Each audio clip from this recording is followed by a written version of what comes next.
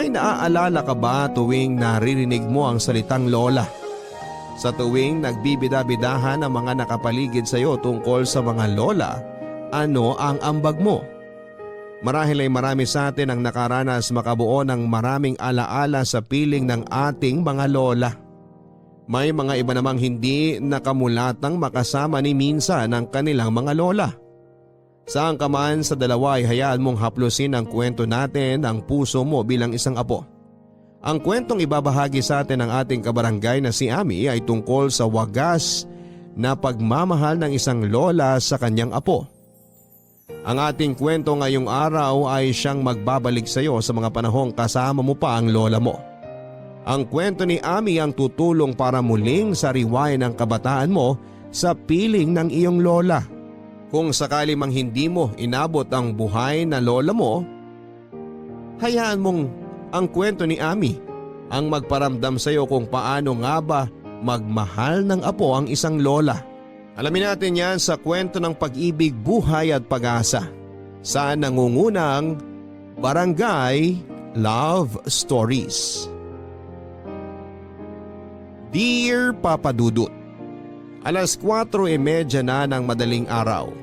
Konting oras na lamang ang hinihintay at magpapakita na naman ang araw. Hawak ko ang baso ko na may kapeng lumalamig na.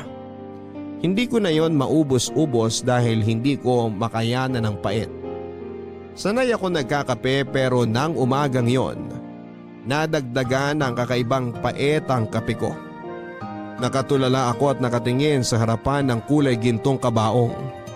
Nakatulala ako habang minimemorya noon ang bawat detalye sa naninilaw na mukha ng nakahimlay kong lola Lolita. Sinubukan kong ipikit ang aking mga mata para malaman kung tagumpay ang pag-alala ko sa kanyang mukha kahit madilim na ang aking naaaninag. Sa bawat pagpikit ko noon ay wala akong ibang nakikita kundi ang mukha niya noong ako'y 8 taong gulang pa lamang. Mas lalo akong nasaktan dahil yon ang mukhang hindi ko na kailanman makikita pa. Pinigilan kong wag bumagsak ang mga luha ko. Tiningnan ko ang aking kape at nakita ko noon ang refleksyon kong walang kasing lungkot. Mas lalo akong hindi nakahinga ng maayos dahil alam ko sa sarili ko na matagal-tagal bago muling sumaya ang mukhang yon. Umakbang ako ng kaunti patras para makalayo sa kabaong. Doon ay nabangga ko ang aking inang si Marlene. Napatingin ako sa kanya at tulad ko ay malungkot din ang kanyang mukha. Iniwas ko ang tingin sa kanya dahil mas lalo lamang akong naiyak. Inawakan nito ang aking balikat at saka pinalapit akong muli sa kabaong ng aking lola.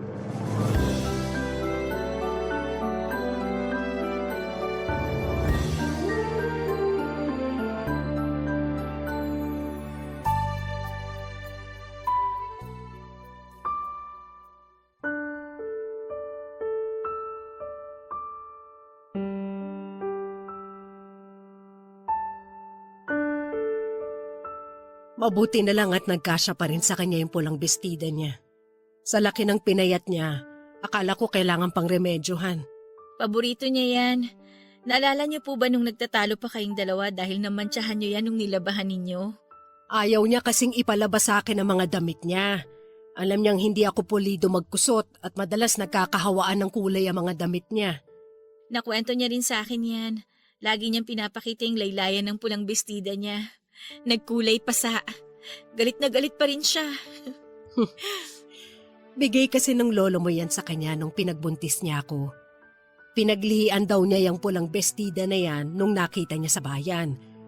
Walang-wala raw pera no ng lolo mo at sapat lang na pamasahe pa uwi mula sa bayan. Iniyakan daw ng lola mo yan nung nakauwi na sila. Hindi na raw kumain dahil sa sama ng loob. Paano pala nabili ni lolo yan? Binenta niya yung 2 inahing manok niya doon sa may-ari ng bakery sa tapat. Binalikan ng lolo mo yung bestida sa bayan, tapos bumili pa raw ng okoy at maraming bukayo para sa lola mo. Natuwa naman po ba si lola? Aba oo! Tuwang-tuwa siya na halos ayaw na niyang hubarin ang bestida na yan. Maaaring OA lang ang pagkakakwento ng lolo mo sa akin noon pero sabi niya huhubarin lang ng lola mo ang bestida para labhan. Magtatapis lang daw ang lola mo hanggang matuyo ang bestida tapos tsaka isusuot uli. Ilang buwan niyang ginawa yon? Kulang-kulang 3 buwan din daw. Grabe.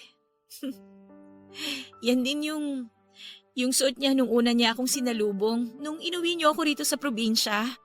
Naaalala mo pa pala yun? Ang ganda niya kasi sa pulang bestida na yan. Tapos napansin ko sa kanya tuwing may okasyon, lagi niyang suot yan.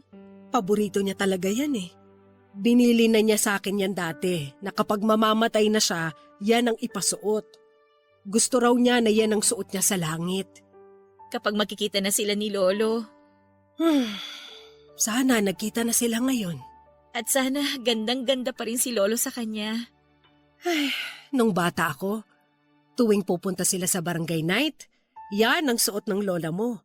Tapos lagi siyang may hawak na gumamela na inaabot ng lolo mo sa kanya bago sila umalis. Sinadya ng lolo mo noon na magtanim ng gumamela sa likuran nitong bahay para may mapipita siya tuwing may espesyal na okasyon sila ng lola mo. O kaya tuwing may away o konting tampuhan, yun ang paraan ng lolo mo para manuyo. Nasabi nga po sa akin yan ni Lola dati.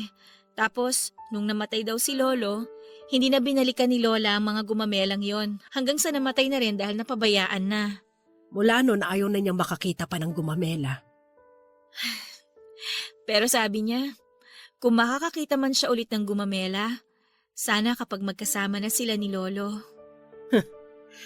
Sana nakarami na ng gumamela ang lola mo ngayon kung nasan man silang dalawa ng lolo mo. Ay, sana masaya na siya ngayon, no? Sana nakakapagsayaw na sila ni Lolo ngayon. Yan na lang yung pambawas natin sa sakit na nararamdaman natin. Yung isipin na masaya na sila ngayon. Hindi ko na makikita ang pulang bestida niya na palagi niyang sinasampay. Palagi niyang maingat na sinasampay. Hindi na natin makikita yung ngiti niya habang gandang-ganda siya sa sarili niya. Habang suot ang pulang bestida na yan. Kung alam ko lang na hanggang dito na lang ang buhay ni Lola, sana inubos ko na lang ang bawat araw sa kakasabi kung gaano siya kaganda sa pulang bestida na yan. Sana ginamit ko na lang yung mga baksyon ko para dalawin siya, para ipagtanim siya ng panibagong gumamela, o hindi kaya maglambing at magtimpla ng panibagong tasa ng kape para sa kanya. Shh! Kung meron ka mang dapat ginagawa ngayon, yan ay yung magpasalamat. Dahil kahit hindi naging madalas ang pagkikita nyo, nakasama mo pa rin siya kahit papano.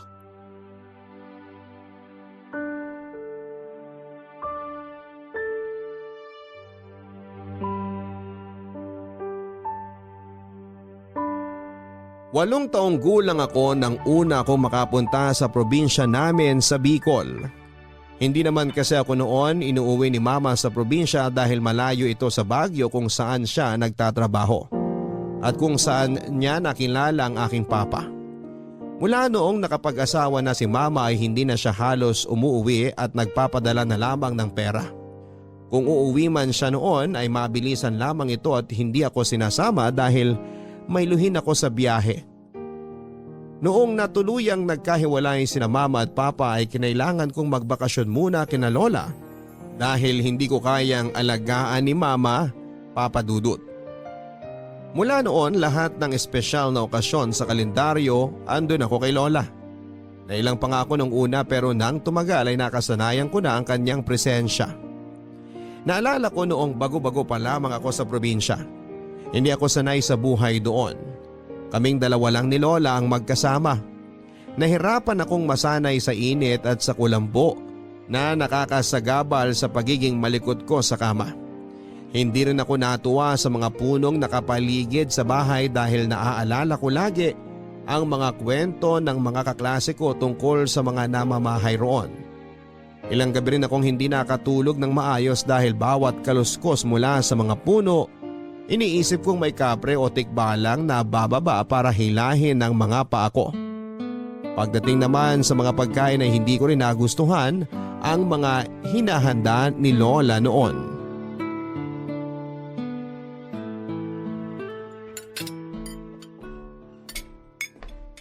O apo, gising ka na.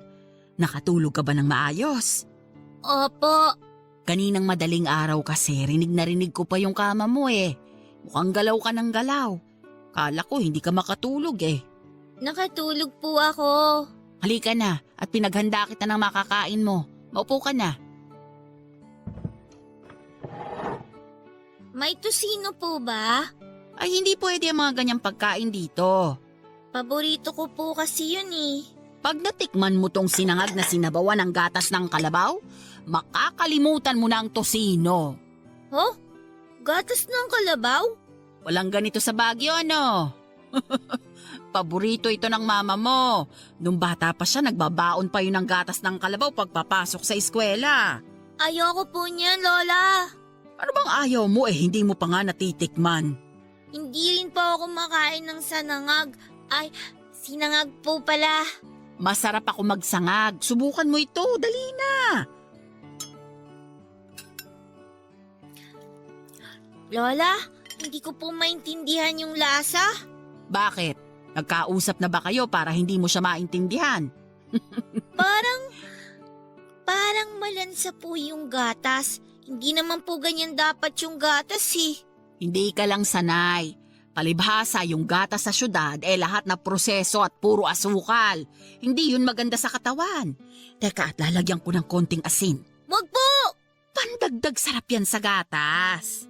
Ano po yung kulay brown? Ito. Hindi mo na maalala. Ito yung mga gamu-gamong pinahuli ko sa'yo kagabi, hindi ba? Yung pinalagay ko sa plangganang may tubig? Bakit niyo po niluto? Ginisa ko yan kasi bagay yan sa sinangag na kanin. Hinaluan ko ng konting asin para magkalasa. Simot-simot ang tawag namin dyan. Tuwing pagkatapos ng ulan, lumalabas ang mga yan. Kala ko po tatapon niyo yan. Bakit naman itatapon? Pagkain din yan. Malinis yan.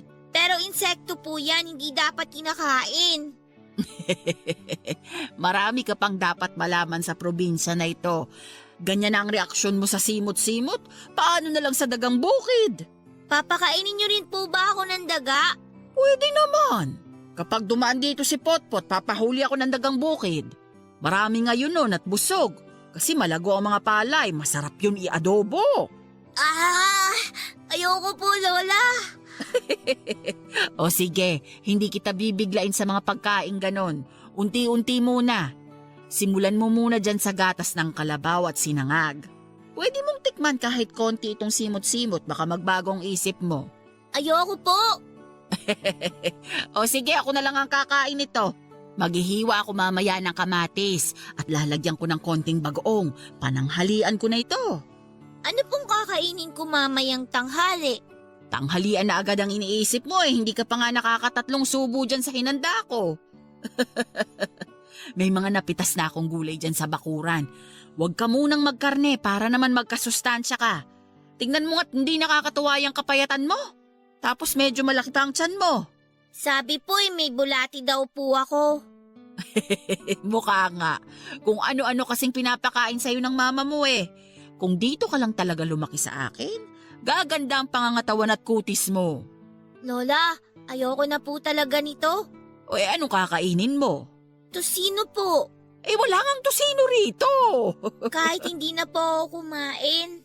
Kawawa naman yung mga bulati mo kung hindi mo sila bibigyan ng pagkain. Lola naman Gusto mo ba magpandesal na lang? May kesong puti pa ako. Kesong puti? Gawa rin yun sa gatas ng kalabaw.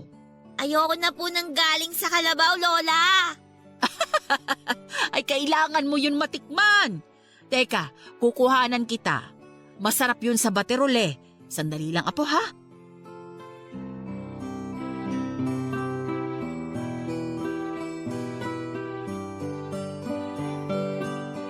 Taliwas sa inaasahan ko ay nasarapan ako sa kesong puting hinanda ni Lola. Noong napainit na nito ang pandesal, nilagyan niya ng kesong puti at kaunting asin sa ibabaw. Sinabayan pa niya ng baterol na mainit. Naubos ko lahat ang hinanda niya at nakita ko naligayahan ng lola ko sa mga nakita niya. Mula noon ay naging komportable na ako kay Lola at sa mga hinahanda nito. Naging komportable na ako sa buhay probinsya at hinahanap-hanap ko yun tuwing babalik ako ng siyudad. Naging routine ko na ang umuwi sa Bicol para dalawin ang lola ko tuwing bakasyon ko. Lagi kong pinipilit noon si mama na pauwiin ako sa Bicol kahit sinasabi nitong pwede naman na hindi na dahil nagdadalaga na ako at hindi na kailangang bantayan pa. Nangihinayang kasi ito noon sa gasto sa pamasahe at nasasayangan siya sa oras ko sa biyahe dahil madalas ay nagbubus lamang ako.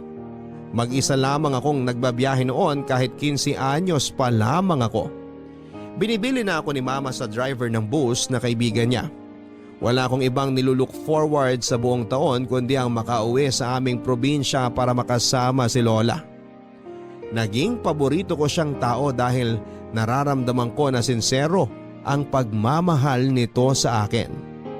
Madalas niya akong inaabangan noon sa terminal para tulungan ako sa mga dala ko. Konti lang naman ang damit kong dala dahil madalas ay yung mga duster niya ang pinapagamit niya sa akin. Halos hindi kasi nagkakalayo ang katawan at height namin ni lola. Kaya pinapahiram niya ako ng duster. Ang mga madalas na bitbit ko noon ay puro pasalubong sa kanya. Puro strawberries na galing sa inipong kong baon at premyo mula sa mga patimpalak sa school.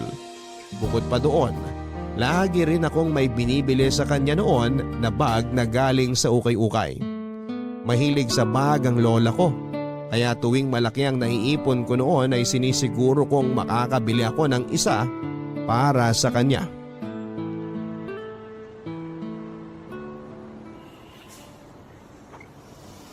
Apo! Lola! Payakap ka ang lola! Abay, parang tumangkad ka! Dahil po yata sa gatas ng kalabaw. Naku, marami pa ako sa bahay natin. Baka umabot ka na sa Kisame bago ka umuwi ng Baguio. Ang lola talaga? Ay, teka po, bago tayo umuwi ng bahay, gusto kong makita mo tong bag mo. Binilhan mo ako? Wala po kasi akong regalo sa inyo ng birthday nyo eh. Ngayon lang ako nakaipon. Eto po. Ay, ang ganda! Ang ganda, Apo! Payakap nga ako uli. Pakis nga sa pisngi. Pero sana, Apo, hindi ka na nag-abala pa. Di ko pa nga nagagamit yung isang bag na binili mo nun eh. Okay lang po yan, Lola. Para may mga pagpipilian ka kapag lalabas ka. Hindi ka na mahihirapan, Lola, sa iteterno mo sa damit mo. Yan nga ang plano ko. Ay, ang ganda nitong nabili mo ah. Sana hindi ito mahal ah. Natawaran ko po yan. Alam ko po na mahilig kayo sa pula at kulay gold. Kaya binili ko yan. Tingnan niyo po yung burda oh. Ang ganda, di ba?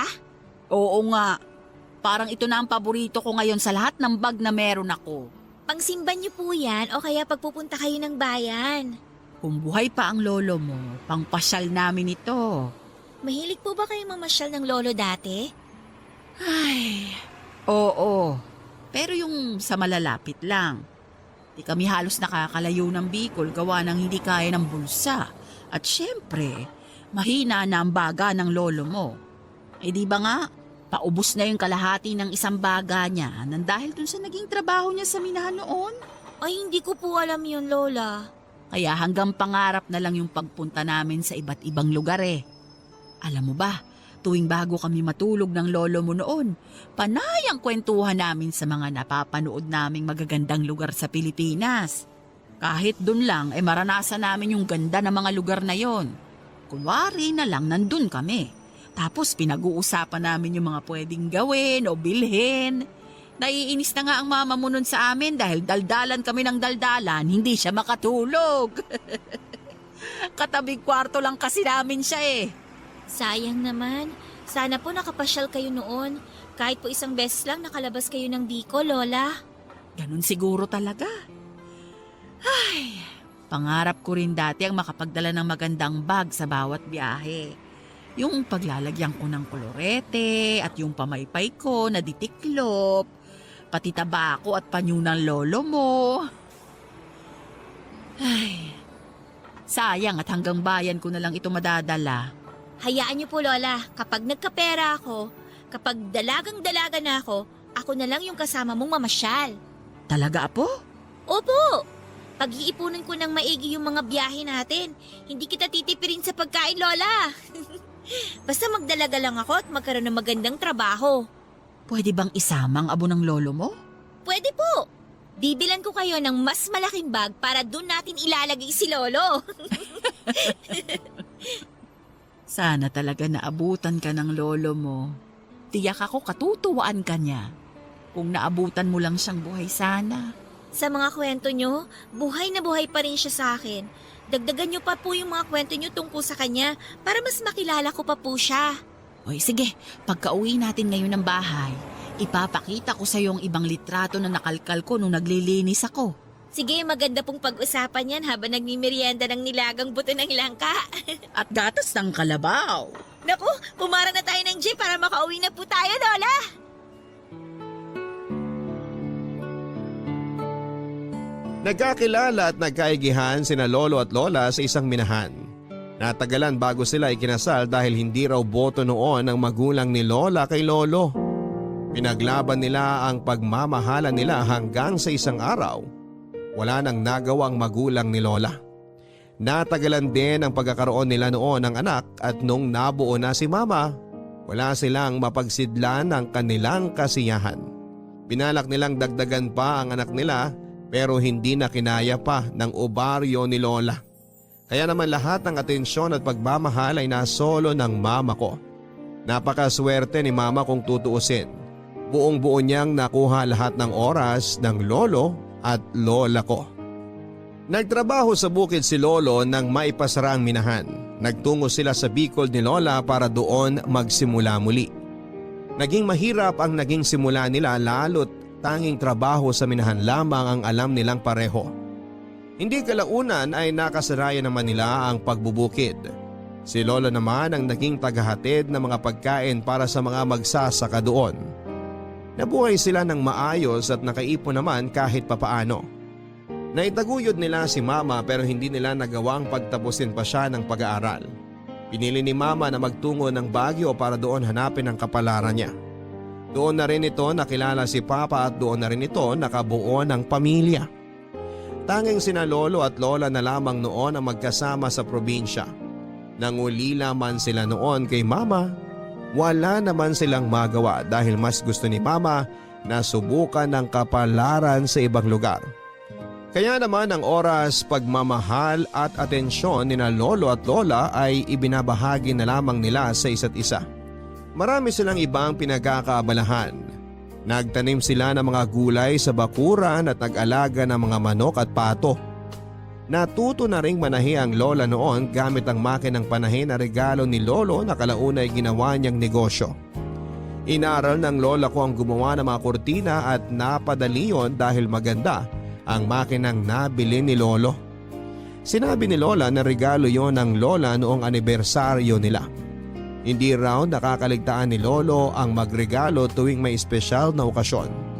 Kaya naman noong namatay ang lolo, malaking pagbabago sa kanya ang hindi makatanggap ng regalo. Kaya noong nalaman ko yon, sinikap kong mag-ipon mula sa mga baon ko para maregaluhan siya kahit maliit at murang gamit lamang. Marami pang naging kwento noon si lola tungkol sa pagmamahalan nila ni lolo. Lahat ay tumatak sa akin at nangarap ako na sana balang araw ganito ang maging love story ko. Kahit matagal nang wala ang lolo ko ay nararamdaman ko pa rin ang matinding pangungulila ng lola ko sa kanya na parabang kahapon lamang na ilibing ang lolo. Lagi itong naluluha noon kapag nababanggit siya tungkol sa masasayang alaala nila ni lolo. Naisip ko nga pwede ka palang masaktan ng masasaya at masasarap na alaala. Papadudot maraming gabi kong narinig ang lola ko na umiiyak mag-isa. Pigil man yun noon pero naririnig ko pa rin dahil manipis lamang ang dingding na pagitan ng mga kwarto namin. Madalas ay pinupuntahan ko siya noon kapag umiiyak siya.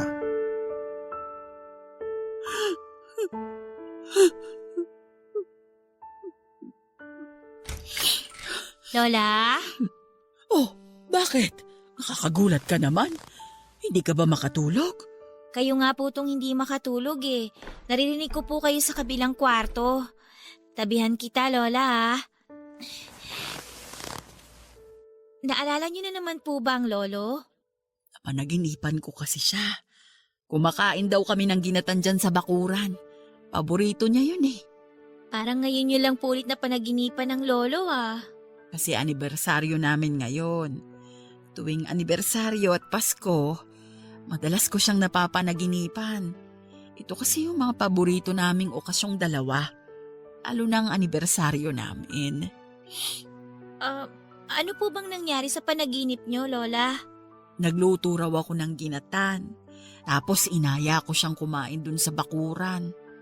Ako lang yung nagsasalita. Hindi siya umiimik. Nakatingin lang siya sa akin. At nakita ko sa mga mata niya na magkahalo yung lungkot at saya niya. Niyakap niya ako nung sinabi ko sa kanya na gusto ko na lang sumama sa kanya. Yung yakap niya parang sinasabi niya na wag muna.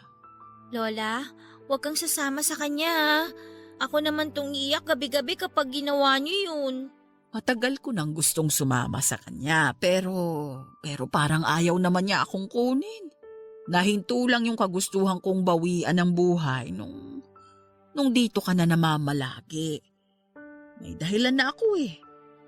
May dahilan na ako para gumising. Ano po bang gusto niyong gawin ngayong anniversary niyo ni Lolo? Gusto ko sanang pumunta dun sa bukid. Doon kasi kami madalas nagme-merienda tuwing anibersaryo namin.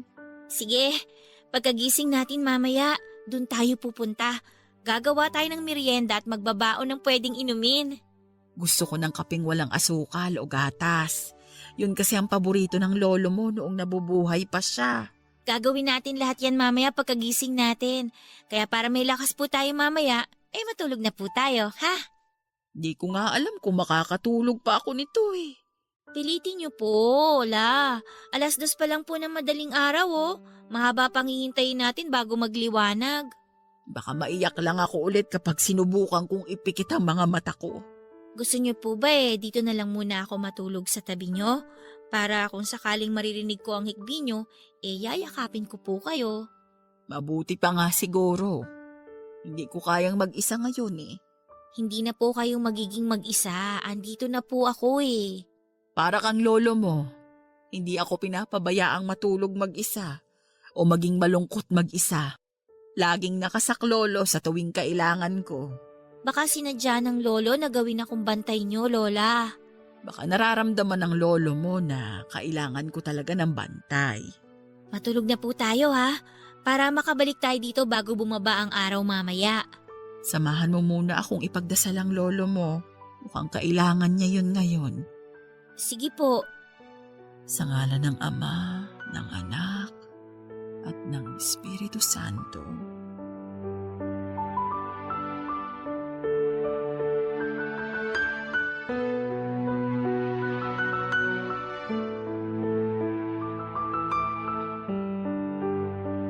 Mula noon tuwing naririnig at nararamdaman kong malungkot ang lola, tumatabi na ako sa kanya.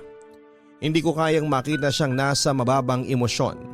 Kaya lagi akong sumasaklolo sa tuwing napapansin ko noon na nananahimik na lamang siya dahil sa lungkot.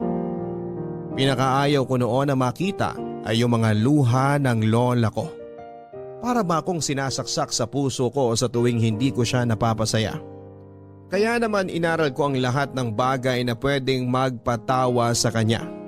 Para pangontra ko sa kanyang kalungkutan. Ito ang dahilan marahil kung bakit lumaki akong komedyante sa lahat. Nasimulan kasi yung pagpapatawa ko noong lumalaki na ako kasama ang lola ko. Noong nasa kalagitnaan ako ng kolehiyo ay naging bihira na ang pag-uwi ko noon sa Bicol. Bukod kasi sa pag-aaral ay nakahanap na rin ako ng trabaho dahil nahihiya na ako kay mama sa laki ng gastusin ko sa pag-aaral. Nagtrabaho ako noon bilang assistant sa isang politiko na kakilala ni mama.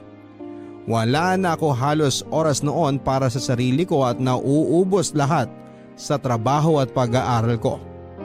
Hindi yon naunawaan ng lola ko at naiintindihan ko naman yung pagtatampo niya.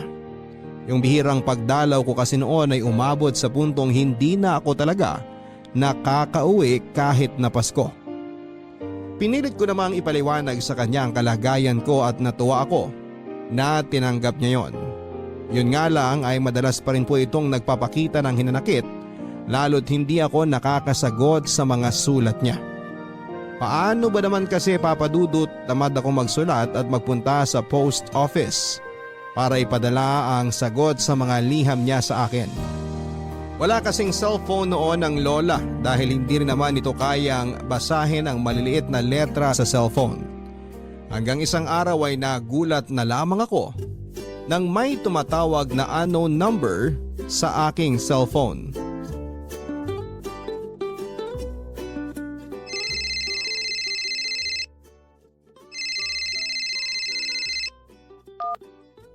Hello? Sino to? Ami! Apo! Ikaw na ba yan? Lola? Ay, ikaw nga! Cellphone niyo po ba to, Lola? Oo! Nakuha ko yung pension ko! Saan niyo po binili yung cellphone niyo? Ang gara naman. Binenta sa akin ni Pinyong. Yung sugarol dito sa atin.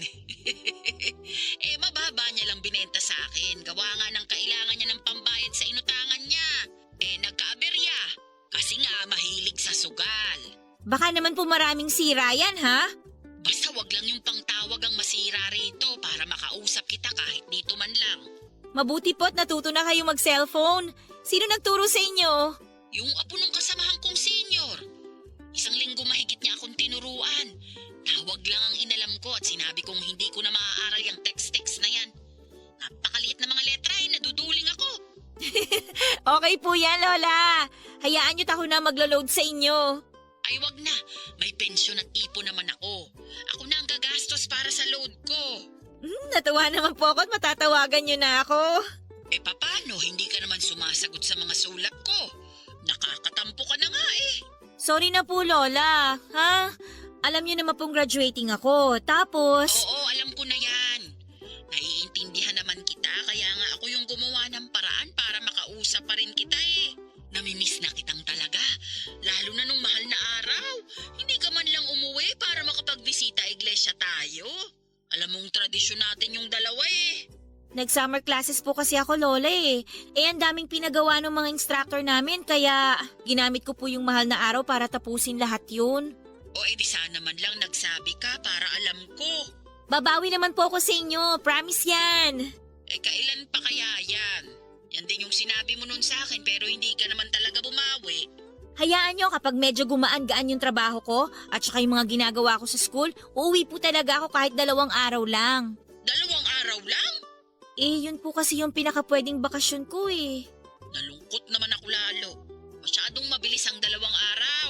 May cellphone ka na naman, Lola eh. Sa ngayon, kahit mag-usap na lang po muna tayo dito. Pwede na po yun kahit paano. Pwede kitang tawagan lagi para kumustahin? Opo, basta wala lang klase o trabaho, pwede po tayo mag-usap ng matagal. May gagawin ka ba ngayon? May ikukwento kasi ako sa'yo. May oras pa naman po ako, Lola. Ano po ba yon? Ikukwento ko lang sana sa'yo yung bagong grupo na nasalihan ko. Hinila lang ako ni Kumaring Eding ko dun eh. Saan po ba yan? Baka naman kulto yan, Lola, ha?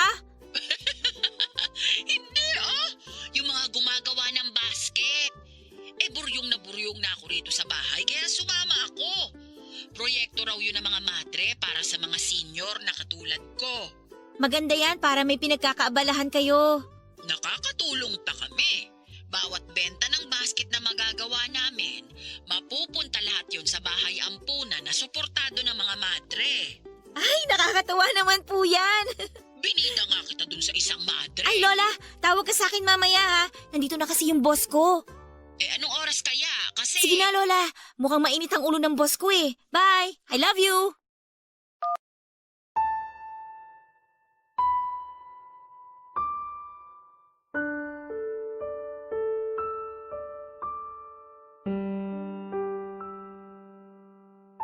Nakailang tawag sa akin noon si Lola pero hindi ko nagawang sagutin dahil ipinagbabawal ng boss ko ang gumamit ng cellphone habang nasa trabaho.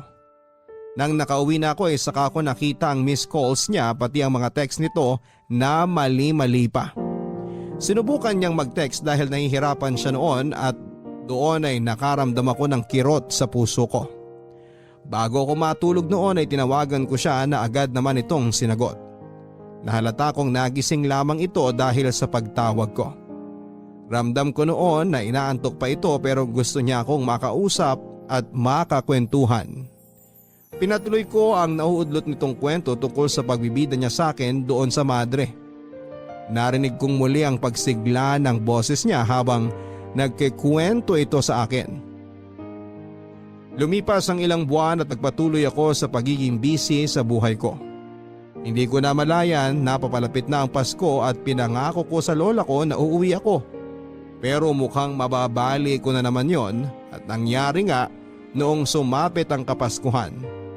Naalala ko kung paano umiyak noon ang lola ko sa akin dahil inaasahan nito na makakasama niya ako sa Pasko. Nagpaliwanag ako at sinabi kong uuwi ako sa kanya sa ibang araw dahil hindi na rin ako nakapagpareserba ng biyahe sa bus. Tinanggap na lang niya ang paghingi ko ng tawad at umasa ito. Natutupad ako sa pangako kong uuwi ako sa kanya. Pagkalipas ng ilang buwan matapos ang Pasko ay tinupad ko naman ang pangako kong pag-uwi. Walang kahit na anong okasyon noon at bigla na lang akong umuwi ng walang pasabi sa aking lola. Nagulat nga ito nang makita ko at niyakap ako nito at saka inakay patungo sa mesa para ipaghanda ako ng makakain. Inaasahan kong gatas ng kalabaw ang ihahain ito sa akin tulad ng mga naunang dalaw ko sa kanya. Pero nag-iba na ang inabot nito ng araw na yon. Kape. Kape ang inihain niya sa akin.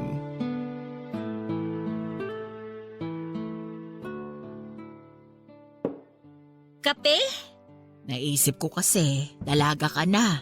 Hindi na uubra ang gatas ng kalabaw sa'yo. Hindi naman po ako nagkakape. Sanayin mo na. Kailangan ng katawan mong magising-gising mula sa pagod. Alam kong hindi mo mapagsasabay ang trabaho at pag-aaral mo. Kailangan mo ng kape para mabalanse yan. Diyan kami kumakapit ng lolo mo nung nasa minahan pa kami hanggang sa mapadako kami sa bukirin. Mahilig po kayo sa kape ni Lolo, no? Ay oo, sobra. Pagkagising sa umaga, kape agad ang hinahanap ng lolo mo. Bandang hapon na yung susunod naming kape. Nagkakape kami madalas sa plaza o kaya sa bukirin. May baon kami laging termos. Tapos ang huli naming kape ang pinakapaborito ko. Tuwing madaling araw. Kapag nagigising kami pareho, magkukwentuhan muna kami sandali sa kama. Tapos babangon at magtitimpla na ako ng kape naming dalawa. Itutuloy namin ang kwentuhan. Dito, sa mesa na ito. Diyan siya sa pwesto mo madalas. Hindi kami titigil sa kakakwentuhan hanggang sa lumamig ng mga kape namin. Ang saya niyo talaga siguro noon, Lola, no? Ang sarap yung may kakwentuhan ka kahit anong oras mo gusto. Oo. Kasi hindi lang asawa ang turing ko sa lolo mo, kung hindi matalik na kaibigan. Kaya ikaw, kung hahanap ka ng magiging nobyo mo, siguraduhin mo lang na hindi lang sa lambingan yon magaling, kundi maging kaibigan mo rin. Yun po ba ang sikreto ng relasyon niyo? Para sa akin, oo. Kasi yung kilig naman, nawawala yan kapag tumagal. Ang hindi dapat mawala, yung pagkakaibigan ninyo. Mahalaga yon para hindi kayo manawa sa isa't isa. Pero bakit may mga tao na kinakaibigan mo na, binibigay mo na lahat, iiwan ka pa rin? Kasi hindi kayo uubra para sa isa't isa. May darating pa. Paano kung ayokong may dumating pa na iba? Paano kung gusto ko pa rin yung umalis na? Hindi darating sa'yo ang tamang tao kung hindi mo papakawalan yung mali para sa'yo. Pwede namang siya maging mali habang buhay sa akin. Huwag lang siyang umalis. Ito ba'y puro tanong lang o nangyari na ito sa'yo? Gusto ko ng katulad ng love story niyo ni Lolo. Hindi ko naabutan yun pero base sa mga kwento ninyo, alam kong yan ang kailangan ko. Apo, ito ang love story namin. Hindi naman pwedeng parehas na parehas tayo. Guguhit ka mismo ng sarili mo at makukontento ka ron. Kasi yun ang pinili mo. Naiintindihan mo ba?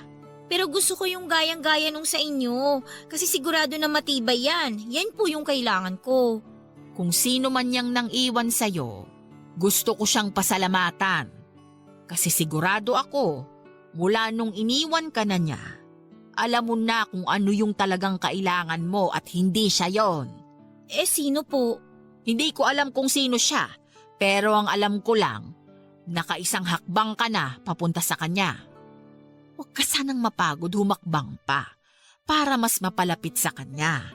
Ilang hakbang pa po kaya ang kailangan ko, Lola? Naiinip ka na ba? Kasi gusto ko na makasama siya kung sino man siya. Para mas mahaba yung oras na magkasama kami. Para masulit ko. Kasi alam ko balang araw, may isa sa amin ang mauunang bawian ng buhay. Parang si Lolo. Bakit kasi yung dulo na agad ang iniisip mo? Kasi yung dulo yung totoo eh. Kung ganyan ka lagi mag-isip, mas lalo kang matatakot humakbang para makilala yung para sa'yo. Lola, may tanong lang ako. Ano yon? Bakit hindi na kayo nag-asawa ulit nung mamatay si Lolo? Bata pa naman kayo noon, sigurado ako marami pang sumubok na manligaw sa inyo. O kaya, syempre, nakaramdam kayo ng lungkot. Alam niyo na, kailangan niyo rin ng kasama. Bakit pa ako maghahanap ng iba? Nakuha ko na yung the best para sa akin. Hintayin na lang ako ng lolo mo. Magkakasama rin kami balang araw. Huwag nga po kayo magsalita ng ganyan. Hindi pa kayo pwedeng umalis. Hindi ko naman sinasabi ngayon na ako kunin. Malawak lang ang isipan ko at alam kong balang araw, mahahawakan ko ulit ang kamay ng lolo mo. Hindi po ba nagbago kahit konti yung naramdaman nyo kay Lolo? Kahit ngayon na hindi nyo na siya nakakasama? Hindi. Ang pag-ibig, kapag totoo, nasaan man ang katipan mo, hindi yun magbabago. Di mata ang pinapairal sa pag-ibig. Kung hindi puso, di ko man siya nakakasama o nakikita. Sa puso ko andito lang siya. Ang pait naman po nito, Lola. Dahan-dahan kasi sa pag-inom. Alam mong hindi ka pa sanay sa pait ng kape eh. Kailangan ko ng masanay para kapag nakilala ko na yung forever ko, maaaya ko na siyang magkape. Sige, tutulungan kitang masanay sa kape. Tuwing pupunta ka rito, hahainan kita ng kape. Dadagdagan ko lagi ang pait para makasanayan na ng dila mo. Basta dadalaw ka ulit, apo, ha?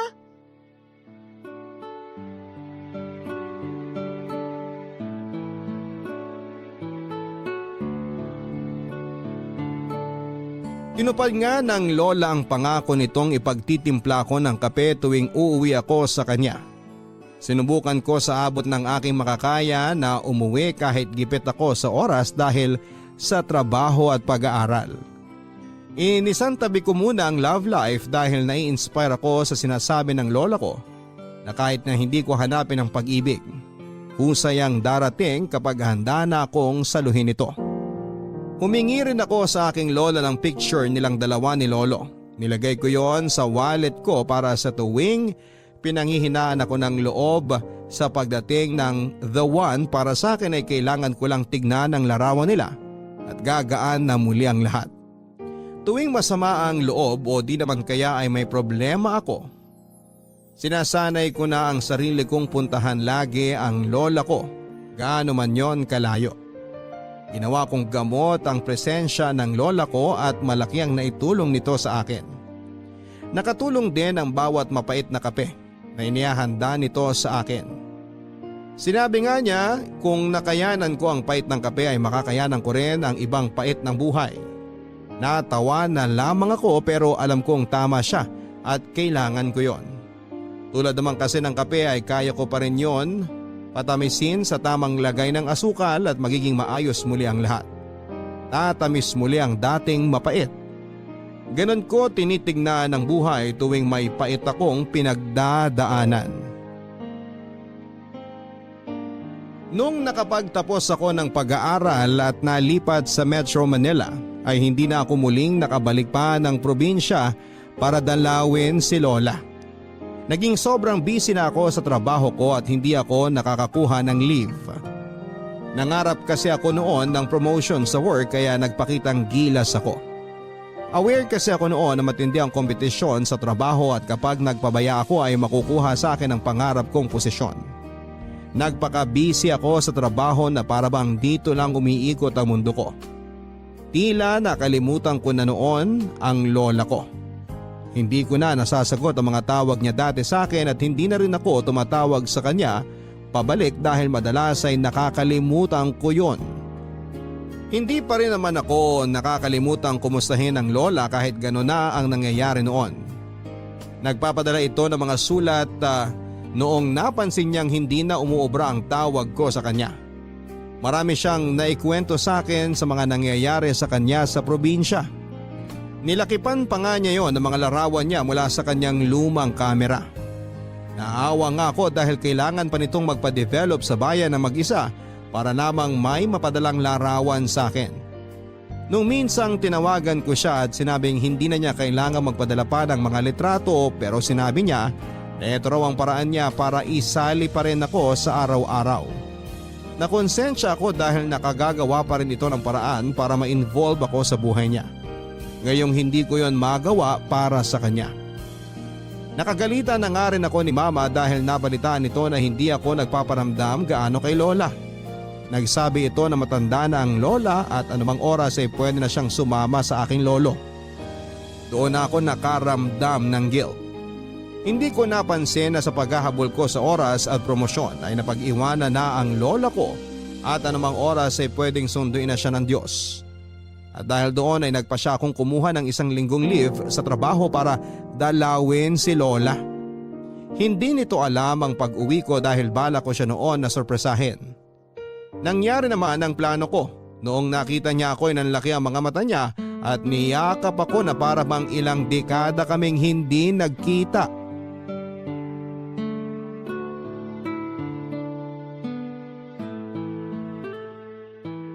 Ami! Lola! Payakap na ako, apo! Bakit naman wala kang pasabi na uuwi ka? Gusto ko lang kayong sorpresahin. Sorpresa talaga ako. Hindi ka naman na kasi umuuwi talaga. Tunog nang nagtatampo ah. Sino bang hindi magtatampo? Ilang taon akong mag-isa rito. Parang ako pa tong nahihiya tuwing susubukan kitang tawagan. Gawa nga nang hindi ka naman sumasagot. Kaya nga po ako nandito eh. Babawi na ako. Tara na po sa loob at kaping-kapi na ako. Gusto mo ba magmeryenda na lang ng puto? Meron pa ako dyan, kabibili ko lang kaninang umaga. Ayoko ng puto, Lola. Ang gusto ko ngayon, yung kape na tinitimpla mo lagi. Kanina ko pa nga nalalasahan habang nasa biyahe pa lang po ako eh. Tsaka diba tradisyon na natin yun?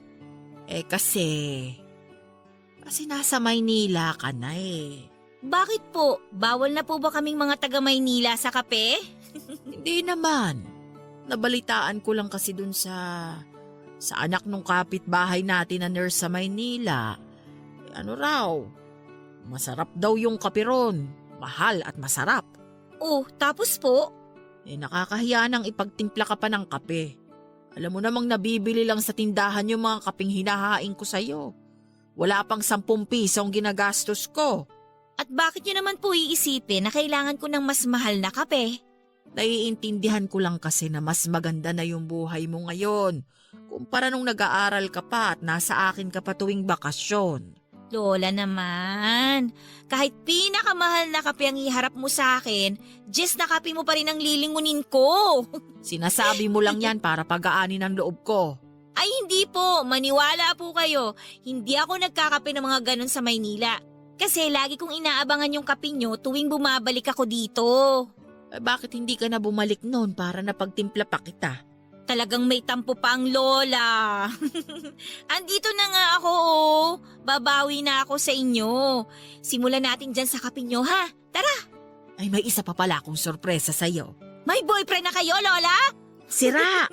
Marinig ka ng lolo mo, kagalitan pa ako. Ano nga po yung sorpresa nyo? Nung nakaraang taon, inipon ko yung pensyon ko para palagyan ng aircon yung kwarto mo. Naisip ko kasi, kapag balak mo nang bumalik dito, hindi ka na kailangan magtiis sa electric pan. Baka katulog ka na ng maayos. Lola naman, bakit kailangan yung gawin yun? O hindi ka ba masaya? Parang natutulog ka lang sa Baguio sa lamig. Sana po inipon nyo na lang para ipangbili ng mga gusto nyo, lalo na ng mga gamot nyo. Hindi ko naman kailangan ng aircon dito eh. Ang sarap kaya ng hangin dito. Mainit nga. Ako nga tong naaawa sa'yo kasi naririnig ko pa yung tunog ng pamaypay mo. Kahit may electric fan ka na. Bihira lang naman yun, Lola. Sana hindi na lang talaga kayo gumastos sa aircon. Gusto ko lang namang maging komportable ang tulog mo. Komportable naman po ako basta katabi ko kayo, di ba? Ang laki-laki mo na. Di na tayo kasya sa kama ko. Ay, pilitin natin! Sa susunod na buwan pala, death anniversary ng lolo mo. Makakauwi ka ba sa padasal? Ay naku, Lola, hindi ko alam kung kaya. Inubos ko na kasi yung leave ko ngayon para makapag-stay po ako ng matagal dito. Ah, ganun ba? O sige, sabihan mo na lang ang mama mo para kung sakaling gusto niyang sumama magpadasal. Ano pa po ba yung mga kailangan nyo sa padasal? Doon na lang po ako babawi sa inyo. Napanaginipan ko pala nung isang gabi. Humihingi ng baboy ang lolo mo. Tapos, may 2 babae at 1 bata na nasa kusina natin. At may inaalok na baboy. Pumayag ako. Hala, ano kayang ibig sabihin ng panaginip na yun? Baka nga talagang gusto ng lolo mo na magkatay ng baboy. Naalala ko nga Sabi pa niya, yung malaking baboy daw sana. Hala, parang di naman ata praktikal na kumuha ng malaking baboy kasi wala naman kayong magiging bisita nun, di ba? Yung mga byuda lang na magpapasimula ng padasal. 4 sila at saka siguro isasama nila yung mga anak nila. Paano kaya kung bumili na lang po tayo ng naluto na baboy? Kahit ilang po tayo pa ng baboy yan para lang po praktikal. Gusto ko kasi yung buong baboy na dito kakatayin sa bahay. Yun kasi ang bili ng lolo mo sa panaginip Panaginip lang naman yun, Lola. Maiintindihan naman siguro ni Lolo kung sakaling wala yung hiling niya. Ngayon ko lang napanaginipan ng lolo mo na humihiling Pakiramdam ko kailangan ko yung sundin. Uy, di sige po kung sa tingin nyo talagang kailangan. Ako na po yung bahala dyan. Basta kahit anong mangyari magbababoy tayo sa death anniversary ng lolo mo. Opo, ako na pong bahala doon. Huwag nyo na pong isipin yun Papadalan ko po kayo tapos kayo na po yung bahalang mamili ng pinakamalaking baboy na gusto nyo. Sana makauwi ka nun, Apo. Malabo po, Lola Pasensya na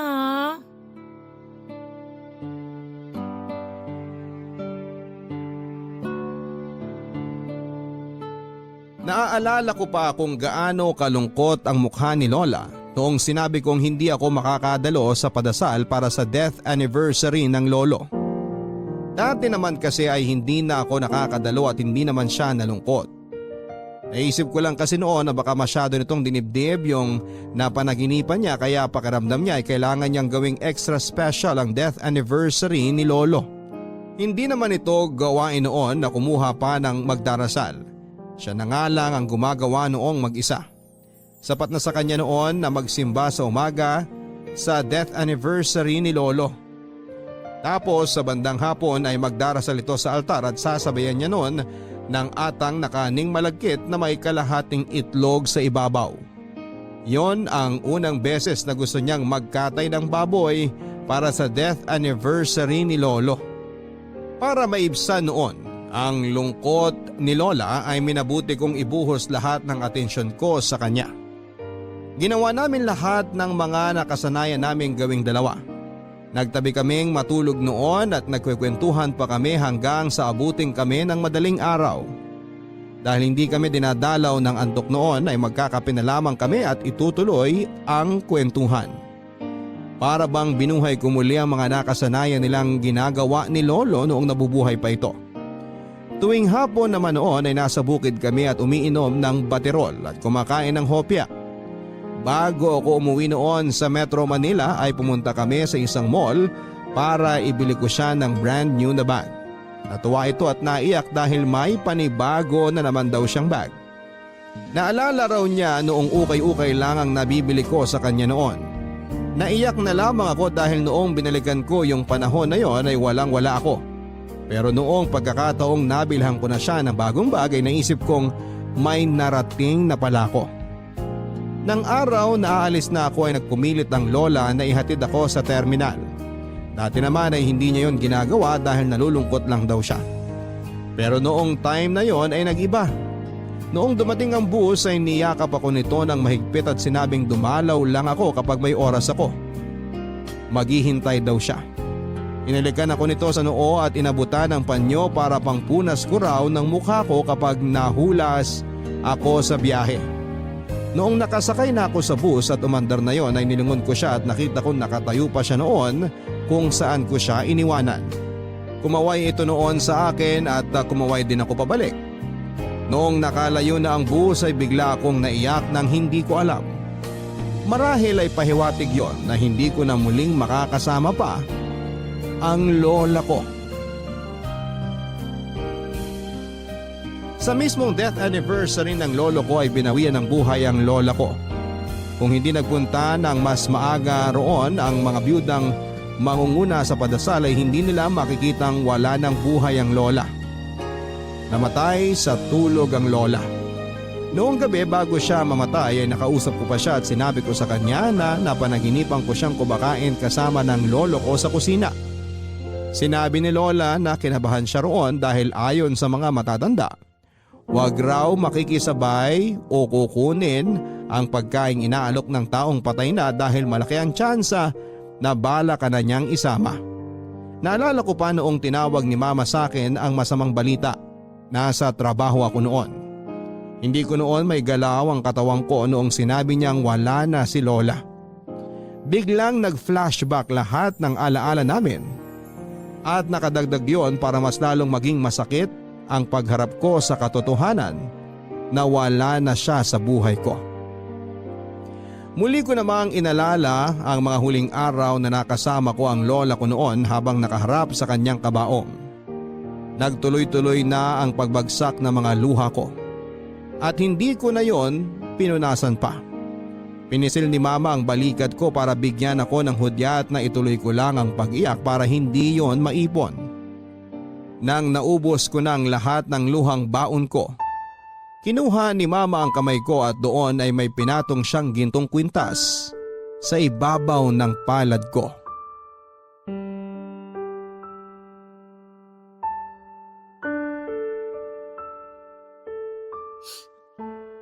Oh, ano po to? Kwintas yan ng lola mo. Isasama po ba natin sa libing sa Sabado? Hindi. Sa'yo na yan. Dati pang sa'yo dapat napunta yan. Sa akin? Teka, hindi ko po kayo maintindihan. Nagsabi ako sa kanya nung nasa kolehiyo ka na baka hindi na kita mapatuloy na mapag-aral dahil natanggal ako sa trabaho noon. Ha? Natanggal kayo sa trabaho? Bakit hindi ko alam yun? Nag-usap kami ng lola mo na huwag ipaalam sa'yo para hindi makasira sa pag-aaral mo. Saan po kayo nakakuha ng pera pang tustos sa atin? Galing sa pensyon ng lola mo.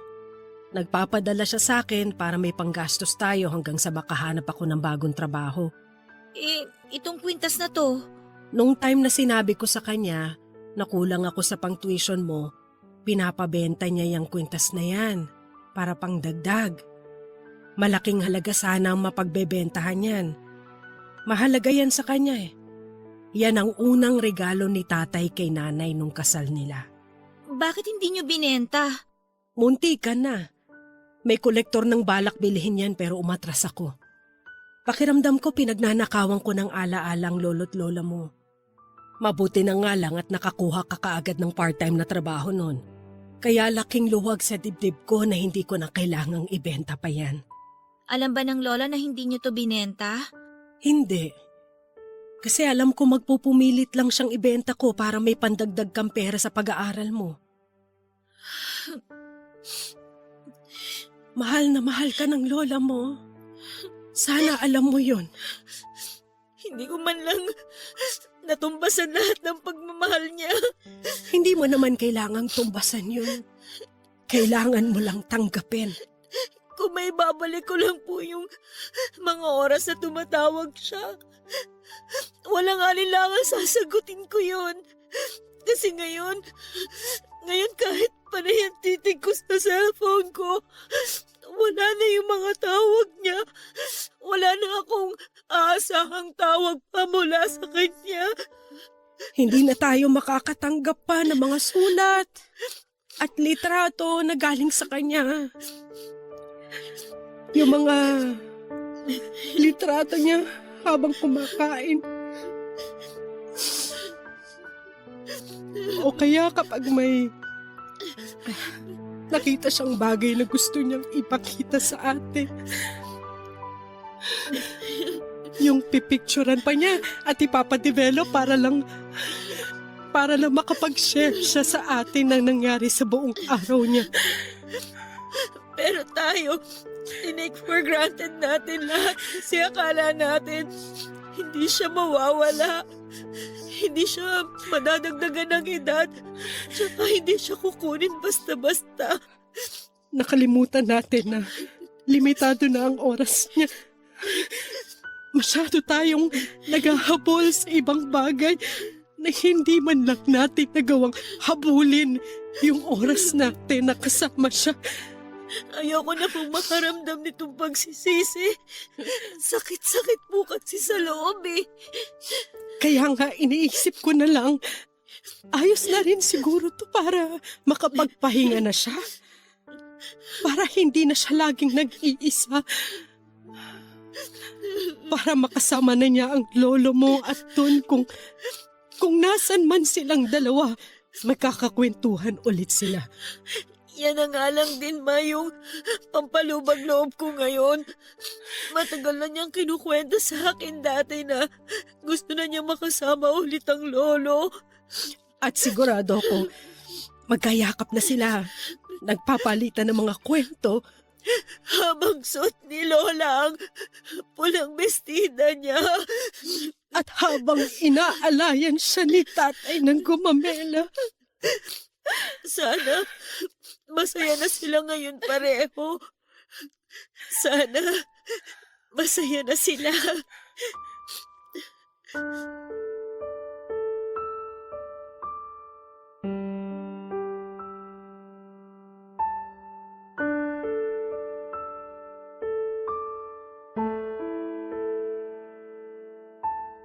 Tatlong taon nang nakakaraan mula nang namatay si Lola, pero hanggang sa ngayon kapag inaalala ko ito ay nasasaktan pa rin po ako.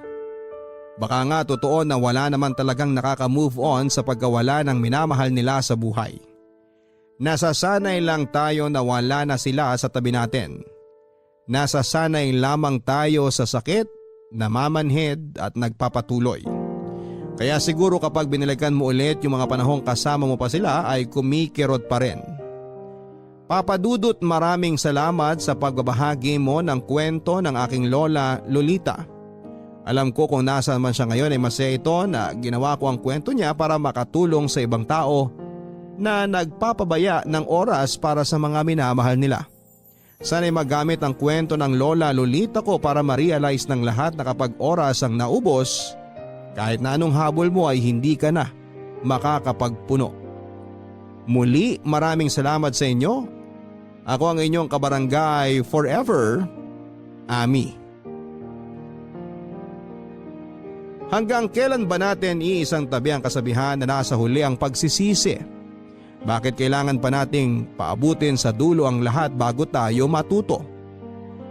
Ilang beses na tayong nakaranas na magsisisi dahil hindi tayo gumagawa ng paraan o hindi tayo naglalaan ng oras para sa mga importanteng bagay at tao sa buhay natin.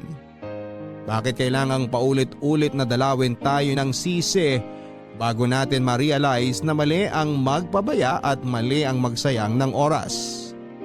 Kabarangay, sana hanggat maaga pa ay alam mo kung saan ka dapat magbuhos ng oras. Maraming salamat, Ami, sa pinadala mong kwento sa inyong Papa Dudut at hiling ko na sana ay makadagdag ito ng tulong para maintindihan ng mga tao kung gaano kasakit ang magsisi kapag naubusan ka na ng tsansa na makasama ang mga mahal mo. Sa kwento ni Lola Lolita mo, sana'y nagawa nating ibahagi sa iba na anumang oras ay pwedeng bawiin sa iyo ang taong binabaliwala mo. Hanggang sa muli, ako po ang inyong Papa Dudut sa mga kwento ng pag-ibig, buhay at pag-asa. dito sa Barangay Love Stories number 1.